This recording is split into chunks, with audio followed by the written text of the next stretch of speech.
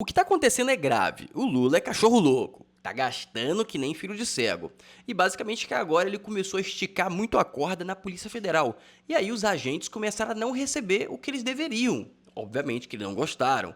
E começaram a apertar o governo. E agora parece que foi uma ameaça contundente e direta, falando, amigo, tá faltando, meu dinheiro não caiu na conta. O que tá acontecendo? Vou ter que ir aí.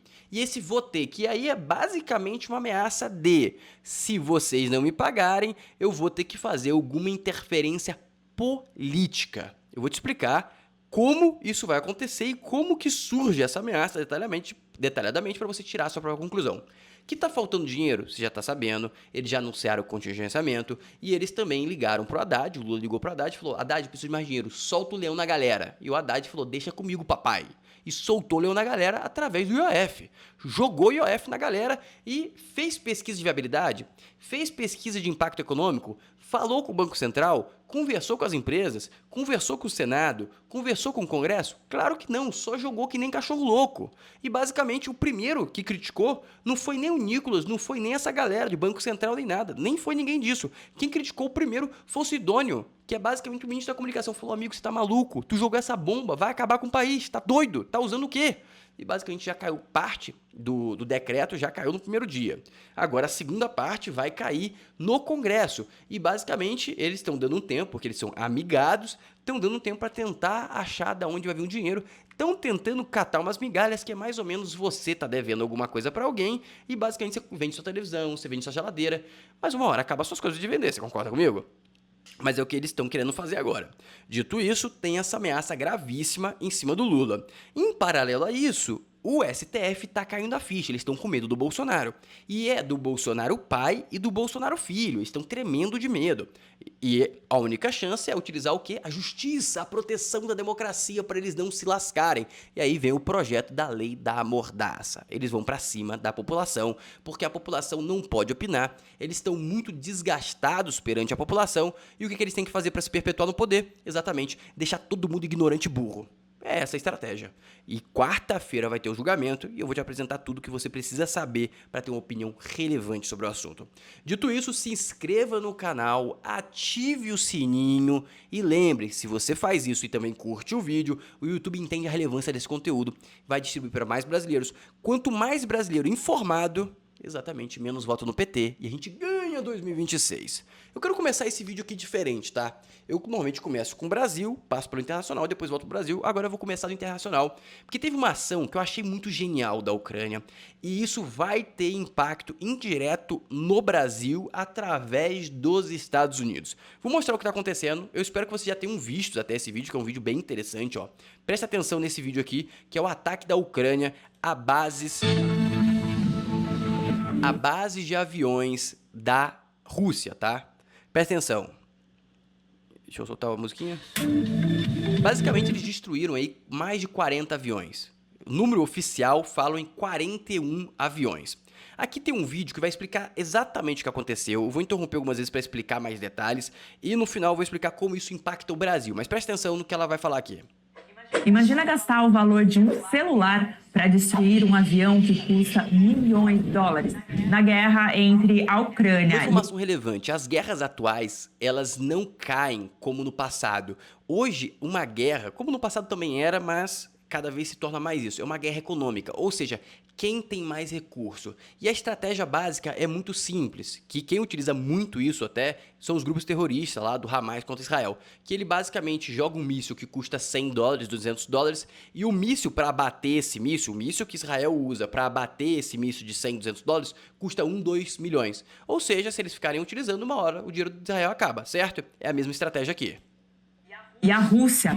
A Ucrânia ousou, como declararam os especialistas, na criatividade, tecnologia e inteligência artificial para enfrentar um inimigo bem mais rico. E conseguiu. A Rússia tem aviões de guerra caríssimos, como os bombardeiros Tu-95 e Tu-22, que custam centenas de milhões de dólares e são usados pelo governo de Vladimir Putin para disparar mísseis de longo alcance contra a Ucrânia. Ela citou centenas de milhões, eu vou dar números exatos, tá? É algo em torno de 80 a 120 milhões, dependendo das ogivas que estavam dentro deles no momento do ataque. Ou seja, se o avião tivesse carregado com mais ogiva, aí ele valeria uns 120 milhões, porque cada míssil custa 5, 10 milhões de dólares. Ou seja, isso aqui é o preço de mercado, é o preço se você fosse os Estados Unidos comprando, mas é a Rússia. A Rússia está sancionada, ou seja, se ele tem que pegar algum insumo que vem dos Estados Unidos, algum insumo que vem da Alemanha, eles têm que fazer várias triangulações, ou seja,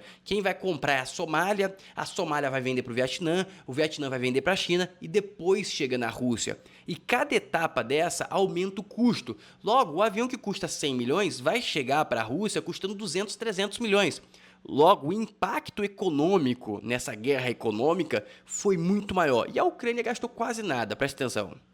A Ucrânia usou drones simples, que custam cerca de 3 mil reais, para atacar esses aviões russos.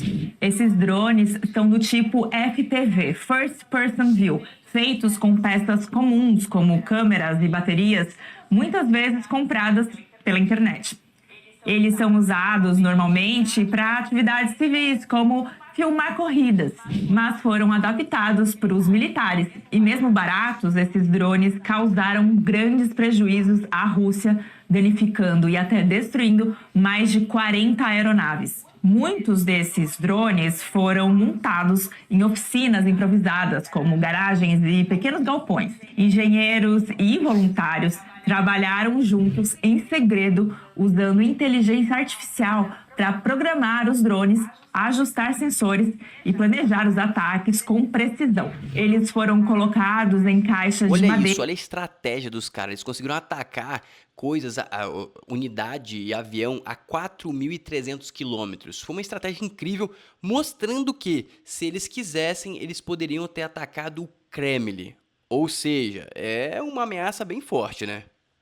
E enviados próximos de bases militares russas, algumas mais de 4 mil quilômetros da área da guerra. Os especialistas ainda disseram que o ataque mostrou uma falha grave na defesa da Rússia, que não conseguiu impedir os drones. Essa destruição, além de ser uma perda para a capacidade de ataque da Rússia, também pode ter gerado um prejuízo de 7 bilhões de dólares para o país. Para saber mais... E falam que tudo isso foi muito maior, porque além de destruir os aviões, eles destruíram algumas estruturas específicas que não são tão caras, mas que demoram muito tempo para ser construído. Ou seja, foi um grande ataque. E agora eu gostaria de mostrar para vocês esse infográfico aqui que eu achei muito legal, tá? Que é basicamente como foi feita a operação. Eles pegaram, colocaram os drones em cima dos caminhões, os caminhões foram basicamente em cima, os caminhões abriram automaticamente e os drones saíram. Utilizaram 117 drones para destruir 7 bilhões em patrimônio na Rússia. E olha as localizações. Foi realmente em toda a Rússia, mostrando uma capacidade absurda. E o drone custa apenas 500 dólares, algo muito sensacional para destruir aviões de mais de 100 milhões de dólares. E como isso vai impactar o Brasil e piorar ainda mais a vida do Lula, pelo incrível que pareça.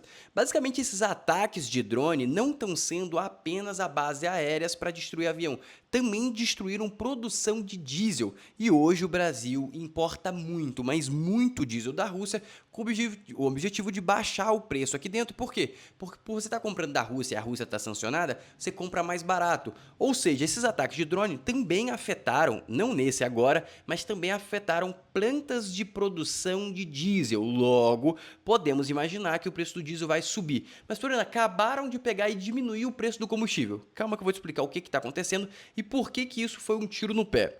Dito isso, presta atenção nessa informação que eu acho extremamente relevante. Você sabe quantos países a Janja conheceu desde que o Lula tornou presidente? Ou seja, isso faz 2 anos e meio. Presta atenção.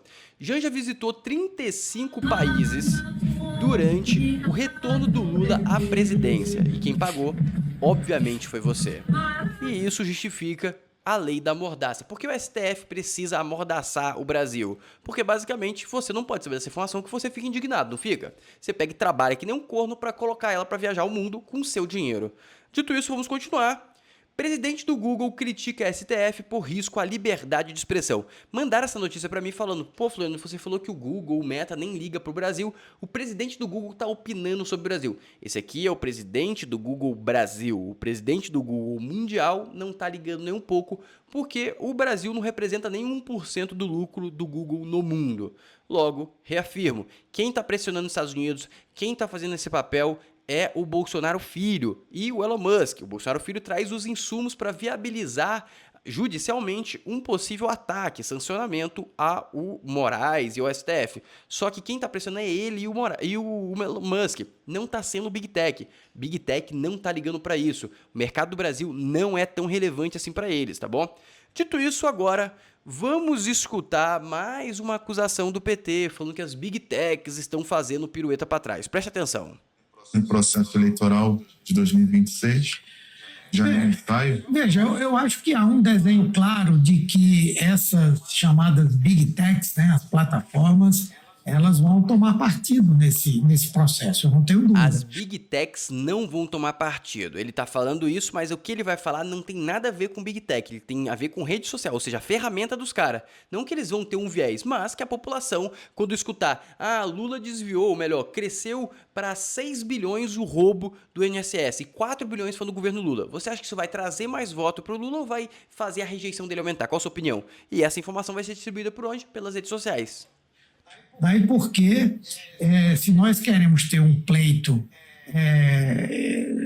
livre, isento de qualquer tipo de interferência indevida, é preciso fazer essa regulação Lei da mordaça, censura. das mídias sociais, não é?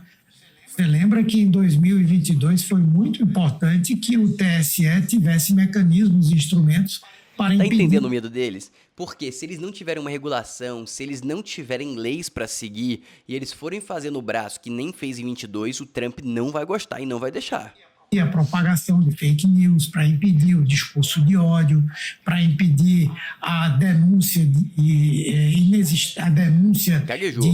fraudes, obviamente inexistentes. Nem ele acredita nisso, nem ele acredita. Gaguejou porque não acredita. Falhas inexistentes no processo eleitoral e no nosso sistema Brincou. de votação.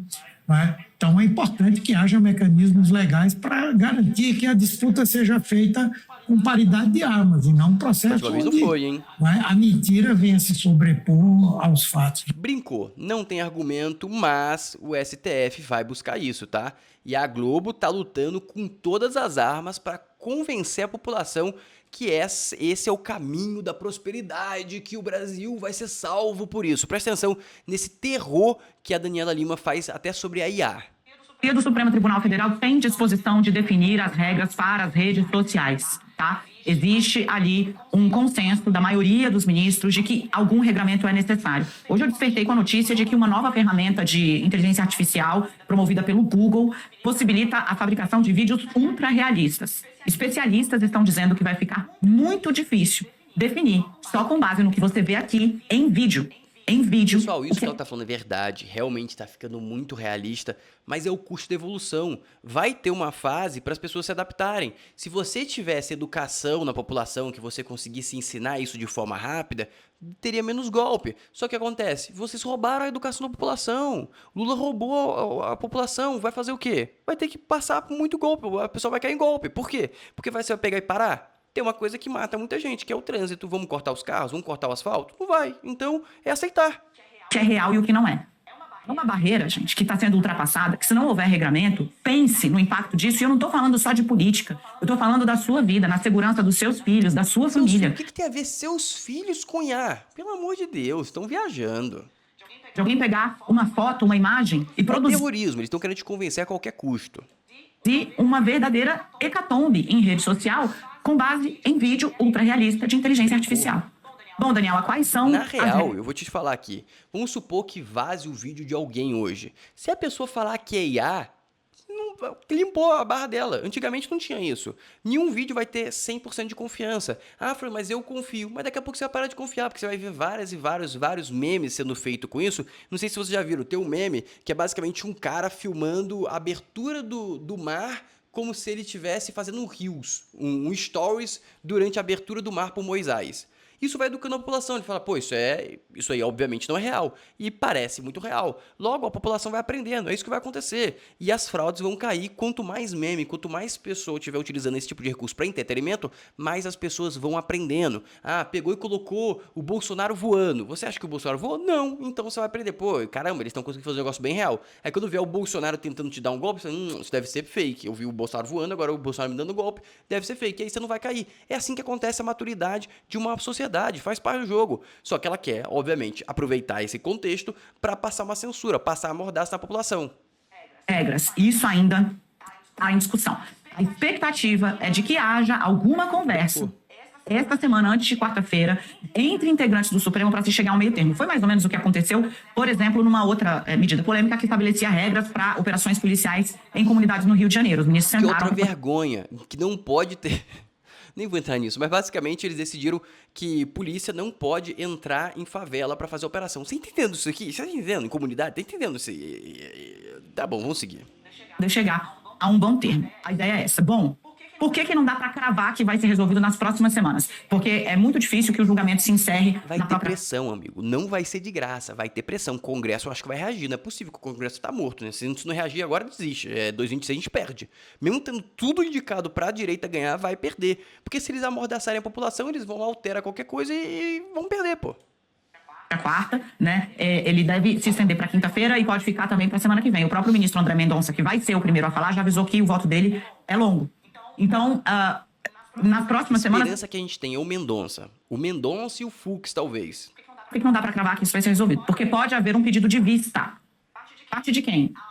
Os colegas, os ministros, veem ali apenas o ministro Nunes Marques como alguém que poderia ter disposição de pedir vista para analisar essa história por mais tempo. Aí, como a gente contou na semana passada, entra em cena uma segunda possibilidade para cravar algum regamento para as redes sociais, que é o ministro Dias Toffoli, relator de um desses casos, exará uma liminar a pedido da AGU, que alega que está havendo disseminação de golpe contra aposentados. Isso aí é outra coisa. Basicamente, a regulação ali do Facebook está permitindo que golpe gire dentro dos ads do Facebook. Mas isso já tem regulação. Já dá para processar o Facebook. Não precisa passar essa censura. Você pode processar. Pô, você está incentivando sendo canal de golpe. Você tem que ser multado. Você vai ser criminalizado. Isso já existe. Isso já existe. Isso é ads. Isso é a operação financeira dos caras. Isso aí já existe regulação para isso. Não precisa censurar o Brasil inteiro para regular isso. É piada, que é piadista. INSS nas redes sociais por meio de anúncio pago. Vai lá e processa, vai lá e prende. Hoje já pode. Você pode multar o Facebook para distribuir esse tipo de coisa. Já existe lei para isso. Não precisa passar a censura. As pessoas estão fazendo postagens, pagando para as redes, elas estão ganhando dinheiro para lesar os aposentados. Processa. Nesse recurso pode haver, então, uma liminar. Alguma regra, há um consenso, vai sair aí do Supremo Tribunal Federal. E a regra vai ser doideira, com certeza vai pra cima do povo, com certeza vai querer passar ali da mordaça, o pessoal não poder falar. Essa é a grande verdade. E o Planalto tá todo mobilizado, ó. Regulamentação das redes sociais mobiliza Planalto, Congresso e STF. Vai pra cima. A questão é, o Congresso vai tentar segurar? Depois que passar, o Congresso vai voltar atrás ou não vai? Se não limpar, se deixar passar a regulação, acabou, tá? Perde de 2026. Se não tiver conteúdo para mostrar para as pessoas, para educar a população, para informar a população, acabou. A gente perdeu o jogo, tá? Acabou, não tem para onde ir. E aqui tem uma frase do André Marsiglia, umas falas que eu achei bem interessante, presta atenção. Importante a gente dizer isso. Se a gente achasse que o Congresso precisasse legislar sobre tudo, então isso significa que tudo seria legislado. Tem coisas que não são legisláveis ou não são legisláveis naquele momento determinado. Isso por oportunidade, por interesse. Porque basicamente o STF está falando assim, a gente está tendo que tomar essa decisão porque o Congresso não tomou. Mas o Congresso não tem que decidir tudo. No momento que ele decide não vou legislar, é uma decisão. Eu não quero tomar essa decisão agora. E tudo bem, a sociedade vai girando em torno disso. E se ele não está fazendo isso, por quê? Porque a população não está com tanta necessidade disso. Se tivesse com tanta necessidade, como eles precisam de voto, eles teriam legislado. Simples.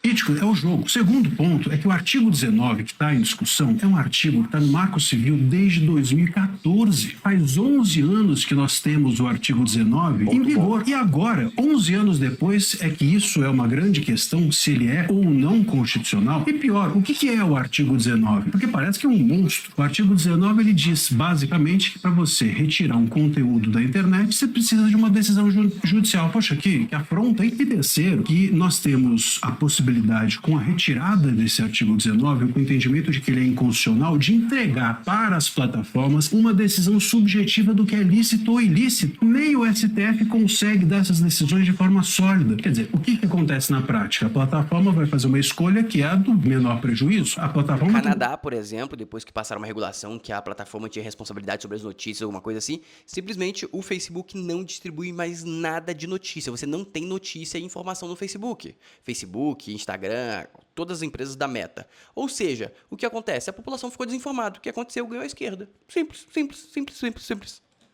Também se não fizer adequadamente o tal... Isso é demais, porque teve também a influência do Trump lá, que fez uma cagada. Depois eu falo disso, presta atenção. Do dever de cuidado, que é um nome bonito para a censura terceirizada, se não cumprir direito, multa, e multa alta. Então, Ou seja, o que o Facebook e o Google vão fazer? Na dúvida, vai apagar todo mundo. E vídeo como esse aqui, será que ele tá falando verdade? Mentira, apaga, não vamos distribuir não, oculta. E é isso que vai acontecer. O que eles vão fazer? Retirar tudo que é polêmico, subjetivo. Então a gente está às vésperas de uma censura que do STF cai no colo das plataformas. Censura em massa. É isso que está acontecendo, é isso que é o projeto dos caras. E é lamentável, é muito lamentável. Em paralelo a isso, vem uma crise financeira gigantesca do governo, que eu introduzi para vocês aqui, ó. Vamos lá, só para vocês entenderem o que aconteceu. Aconteceu a questão da IOF. IOF vai ser tombado pelo Congresso, pelo que tudo indica, e agora o Lula vem fazer pirueta, ó, presta atenção. Agora, queria falar, Andréia, do que está em estudo na área econômica para substituir esse lance do IOF, que de um lado essas reformas vão ser de médio e longo prazo, quer dizer, se aprovar vai ser algo para o ano que vem. O que a área econômica pensa nesse momento, de um lado, uma que eu contei aqui no Estúdio I na semana passada, que é uma venda de excedente de petróleo.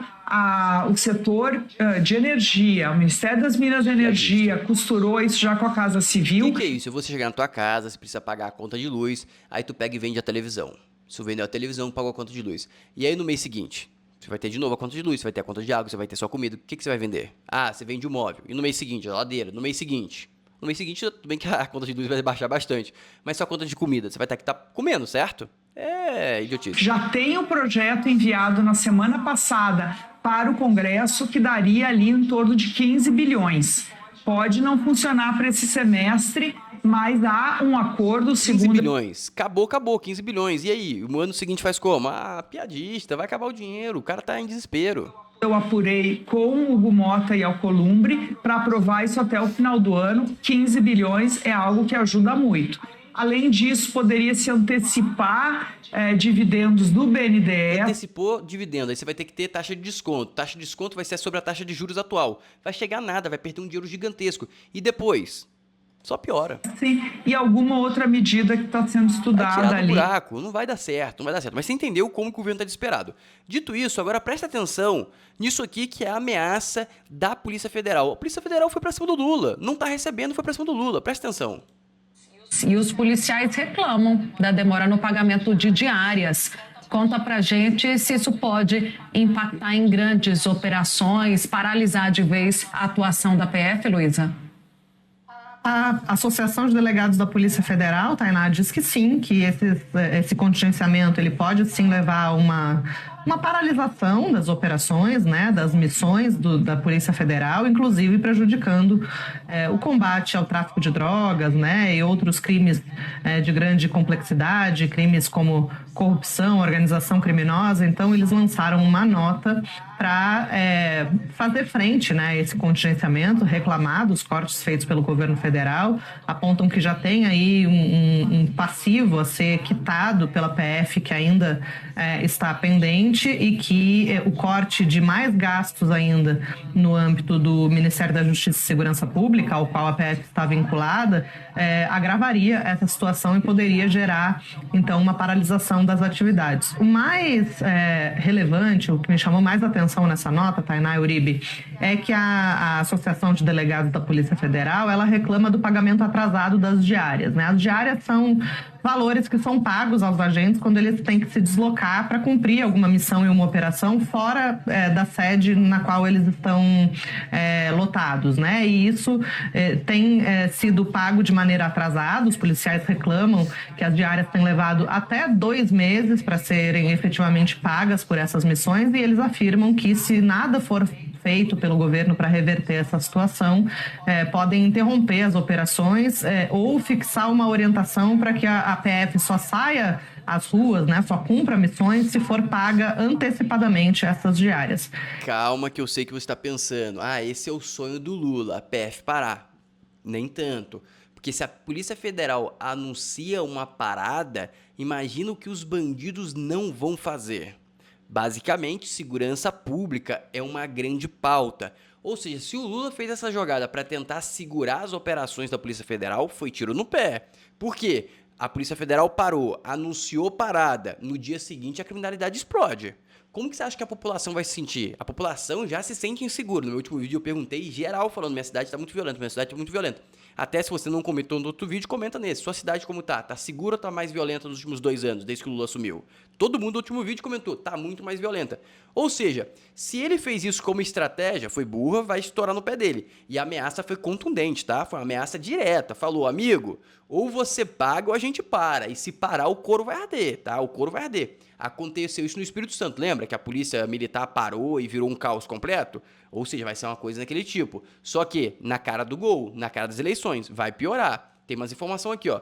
Com contingenciamento, Polícia Federal ameaça parar operações. A contenção de 31,3 bilhões foi anunciada no fim de maio para garantir o cumprimento da meta fiscal. Desse total, 748 milhões se referem ao Ministério da Justiça e Segurança Pública, a qual a PF está vinculada. A Polícia Federal reclama principalmente da demora de até 2 meses para o recebimento de diárias, valores pagos a agentes quando eles precisam se deslocar da base para cumprir algum tipo de missão. Segundo a DPF, esse passivo é de 2,8 milhões. Obviamente que as viagens da Janja já conseguiram pagar isso. O Lula já gastou 60 milhões de viagens, tá? O contingenciamento, o presidente da entidade, Luciano Leiro, diz que a contenção de gastos compromete de forma grave a atuação da Polícia Federal, coloca em risco as ações de combate a crimes de alta complexidade.